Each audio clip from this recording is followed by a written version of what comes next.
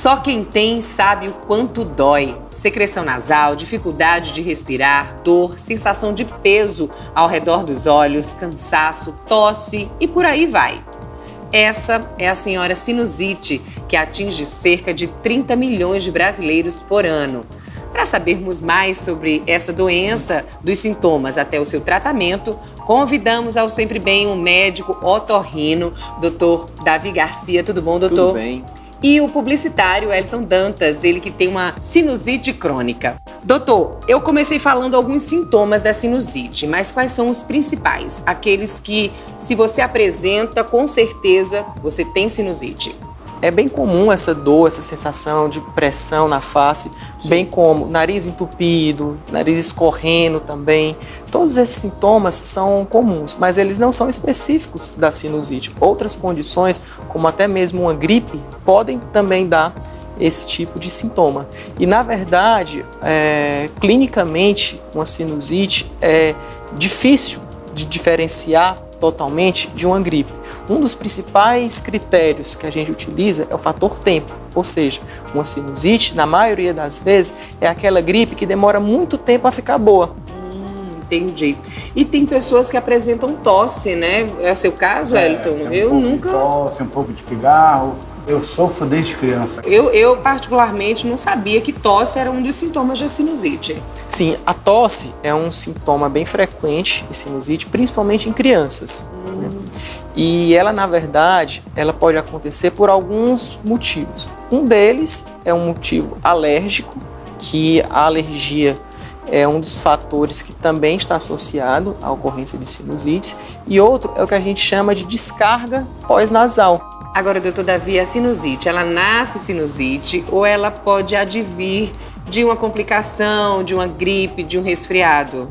Sim ou não? A maior parte das sinusites, principalmente as sinusites agudas, que causam sintomas mais exuberantes, elas são complicações, são evoluções de quadros respiratórios virais, como os resfriados e as gripes. O que de pior pode acontecer com a pessoa que tenha crises e mais crises de sinusite? Uma meningite, por exemplo? Sim. Existem algumas complicações da sinusite, principalmente complicações intracranianas, que são as meningites, alguns abscessos, né, que é um acúmulo de pus dentro na parte do sistema nervoso central. E existem também complicações orbitárias, que o pus acaba se propagando, a infecção acaba se propagando para dentro do olho, e isso aí existe um espectro de complicações, desde as mais simples, que é um simples inchaço, um simples acúmulo de secreção nas pálpebras, até casos mais graves, em que existe acúmulo de pus e que podem causar, inclusive, cegueira. E dói, viu, doutor? E dói, incomoda. Tem como a gente aliviar os sintomas da sinusite de forma correta? Sim. A forma mais correta de tratar uma sinusite, principalmente na fase inicial, é lavar bastante o nariz com soro fisiológico para poder remover essas secreções, para melhorar até a própria defesa do organismo, enfim, para combater esse quadro. Utilizar medicações analgésicas, né? Enfim, tudo orientado pelo médico. Um fato que eu acho importante a gente ressaltar, que, como eu falei, que nem toda sinusite tem origem bacteriana, nem sempre tem indicação de usar antibióticos. Uma vez com sinusite, sempre com sinusite, doutor, ela não tem cura? Existem alguns fatores que predispõem o paciente a ter quadros mais frequentes de sinusite aguda, né, ou mesmo quadro, né, mais grave. Por exemplo, pessoas que têm rinite, pessoas que fumam ou estão expostas à fumaça de cigarro com frequência, pessoas que têm algum motivo anatômico. Existe uma série de alterações anatômicas nasais que podem favorecer, que podem facilitar a ocorrência de sinusites de repetição. Dizendo certo, é um agravante para quem tem sinusite e rinite.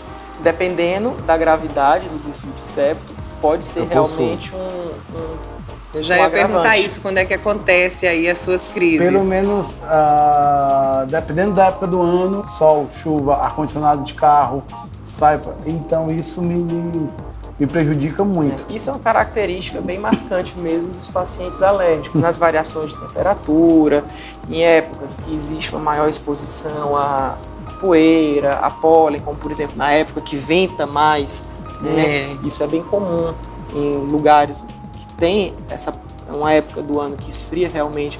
Também é mais comum no Nordeste do país, por exemplo, que não tem uma variação de temperatura tão comum. Existem outros fatores que são mais associados, eventualmente o período de chuvas, que as pessoas ficam mais aglomeradas, que acaba desencadeando mais a ocorrência de gripes.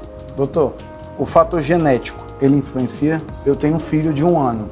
Ele tem uma probabilidade aumentada de ter quadro alérgico. Doutor, agora vamos para a pergunta que o Wellington com certeza está ansioso aí, querendo saber a resposta. Ele, 30 milhões de brasileiros, tratamento e cura.